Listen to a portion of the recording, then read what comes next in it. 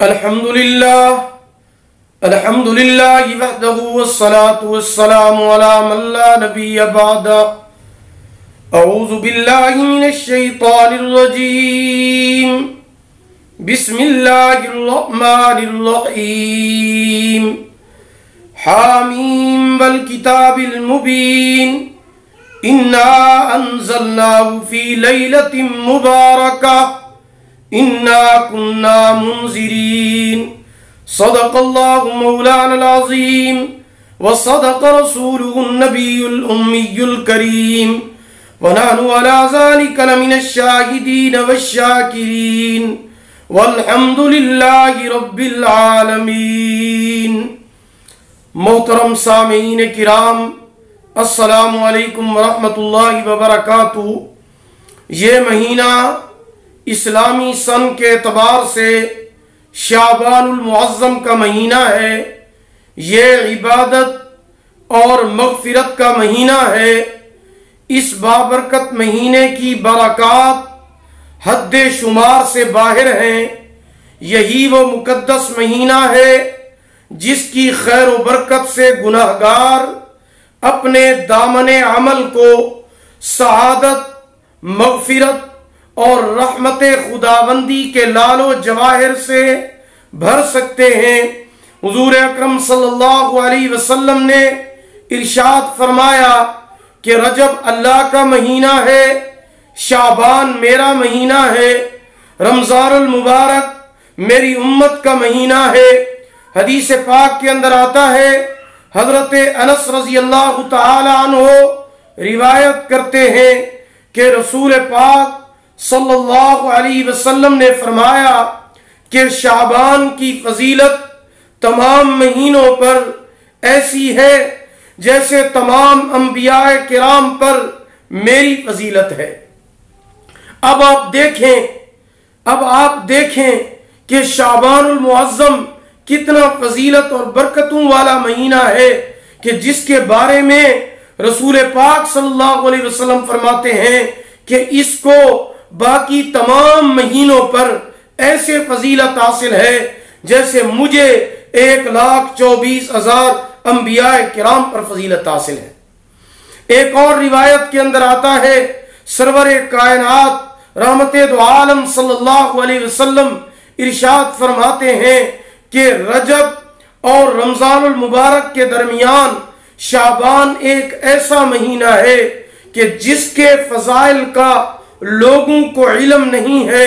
فرمایا کہ اس مہینے میں بندوں کے اعمال اللہ تعالی تک پہنچائے جاتے ہیں. تو یہ ثابت ہو گئی بات کہ ان تینوں مہینوں کا آپس میں گہرا تعلق ہے. شعبان کو خصوصی اہمیت اور فضیلت اس لیے حاصل ہے کہ یہ مہینہ رجب اور رمضان المبارک کے درمیان میں پل کا کام دیتا ہے. حضرت ام عائشہ صدیقہ رضی اللہ تعالی عنہا فرماتی ہیں کہ اس مہینے کے اندر حضور پرنور صلی اللہ علیہ وسلم کثرت کے ساتھ روزے رکھا کرتے تھے. آپ صلی اللہ علیہ وسلم کا شعبان کے مہینے میں کثرت کے ساتھ روزے رکھنا دراصل رمضان المبارک کو خوش آمدید کہنے کے لیے ہوتا تھا اور رمضان المبارک کے روزوں کی ذہنی تیاری کے لیے تھا. تو اس مہینے کی 15 شعبان کی جو رات ہے وہ شب برات کہلاتی ہے، جس میں اللہ پاک آسمان دنیا پر نزول فرماتے ہیں اور اللہ پاک اس رات اللہ تعالی کی رحمت اس 15 شعبان المعظم کی رات کو موسلادھار بارش کی طرح برس رہی ہوتی ہے اور اللہ پاک کی رحمت انسان کو پکار پکار کر کہہ رہی ہوتی ہے، حل من مستغفرن، ہے کوئی مجھ سے بخشش طلب کرنے والا میں اس کی بخشش کر دوں. حل من مسترزقن، ہے کوئی مجھ سے رزق طلب کرنے والا میں اسے رزق عطا کر دوں. ہے کوئی مجھ سے اولاد طلب کرنے والا میں اسے اولاد عطا فرما دوں. تو یہ رات جو ہے شب برات کی رات، یہ بھی اللہ پاک نے اس مہینے کے اندر عطا فرمائی ہے. تو یہ ماہ شعبان بہت زیادہ عظمتوں اور برکتوں والا مہینہ ہے. ہم سب کو چاہیے کہ اس مہینے کے اندر اور خصوصاً شب برات کو عبادت کر کے ہم اللہ تعالیٰ کو راضی کر لیں۔ جو شخص اس مہینے کے اندر اللہ تعالیٰ کا ذکر کثرت کے ساتھ کرتا ہے، اللہ پاک اس کی پریشانیوں، مصیبتوں اور تکلیفوں کو دور فرماتے ہیں۔ تو آپ نے جہاں اس شعبان المعظم کے مہینے کے اندر اللہ کی عبادت کرنی ہے، نماز پڑھنی ہے، ذکر کرنا ہے، روزے رکھنے ہیں، اس کے ساتھ ساتھ آپ اس بابرکت مہینے کے اندر یہ قرآنی وظیفہ بھی ضرور کر لیں۔ کون سا قرآنی وظیفہ؟ میں آپ کو بتاؤں گا وہ قرآنی وظیفہ۔ جب آپ اس بابرکت مہینے کے اندر وہ قرآنی وظیفہ کریں گے تو اللہ پاک آپ کو غیب کے خزانوں سے اتنا مال و دولت اور بابرکت رزق عطا فرمائیں گے جو آپ کی سوچ سے بھی بڑھ کر ہوگا، اور آپ جو بھی دعا مانگیں گے اللہ پاک آپ کی دعاؤں کو ضرور قبول فرمائیں گے۔ آپ اس مہینے کے اندر کسی بھی وقت باوضو ہو کر تنہائی میں بیٹھ کر یہ وظیفہ کریں۔ وہ وظیفہ یہ ہے کہ آپ نے سب سے پہلے 11 مرتبہ سورۃ فاتحہ پڑھنی ہے، اس کے بعد 11 مرتبہ سورۃ الکوثر پڑھنی ہے، اس کے بعد 11 مرتبہ سورۃ الاخلاص پڑھیں، اس کے بعد آخر میں آپ نے سجدے کے اندر جا کر 3 مرتبہ استغفر اللہ استغفر اللہ استغفر اللہ یہ پڑھنا ہے۔ تو یہ عمل مکمل ہو جائے گا۔ اول آخر آپ نے 3 مرتبہ درود ابراہیمی بھی پڑھنا ہے، 1 مرتبہ پھر آپ اس وظیفے کو ذہن نشین کر لیں۔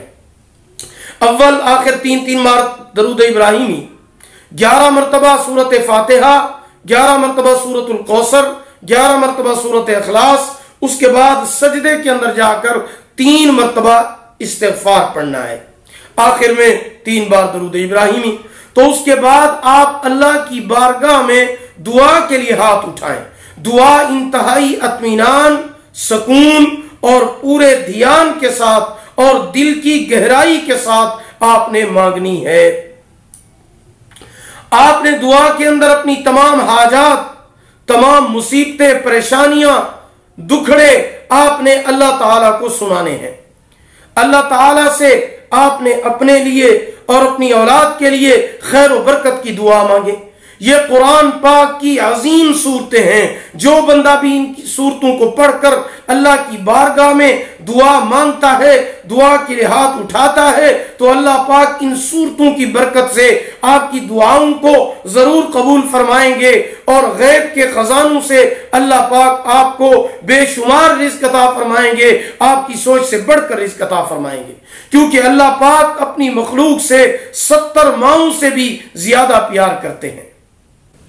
ایک روایت کے اندر آتا ہے جب بندہ اللہ کی بارگاہ میں ہاتھ اٹھاتا ہے تو اللہ پاک فرماتے ہیں مجھے اس بات سے حیا آتی ہے کہ میں اپنے بندوں کے اٹھے ہوئے ہاتھ خالی لوٹا دوں۔ جب ہم قرآن مجید پڑھ کر پورے دھیان کے ساتھ، دل کی گہرائیوں کے ساتھ اللہ کے سامنے اپنی حاجات، اپنی ضروریات کو رکھیں گے تو انشاءاللہ اللہ رب العزت اس قرآن کی برکت سے ہمارے دکھوں کو، غموں کو دور فرما دیں گے۔ تو آپ شعبان المعظم کے اس بابرکت مہینے کے اندر یہ وظیفہ ضرور کریں اور دل کے ساتھ کریں، اور دل کو اللہ پاک کی خدمت میں حاضر کر کے کریں۔ اللہ پاک آپ کو بابرکت رزق حلال ضرور عطا فرمائیں گے، اور آپ کی دعاؤں کو اپنی بارگاہ میں ضرور قبول فرمائیں گے۔ اگر آپ کو ہماری یہ ویڈیو پسند آئی ہو اسے لائک کریں، شیئر کریں، ہمارے channel Islamic tube network کو ضرور سبسکرائب کریں، ساتھ لگے ہوئے گھنٹی کے نشان پر ضرور کلک کریں تاکہ ہمارا نیا وظیفہ یا نیا بیان سب سے پہلے آپ کو مل سکے۔ دعا ہے کہ اللہ رب العزت یہ وظیفہ مجھے، آپ سب کو اور میری محترمہ ماؤں اور بہنوں کو کرنے کی توفیق عطا فرمائے۔ اللہ پاک آپ کے حامی و ناصر ہوں۔ آخر دعوانا الحمدللہ رب العالمین۔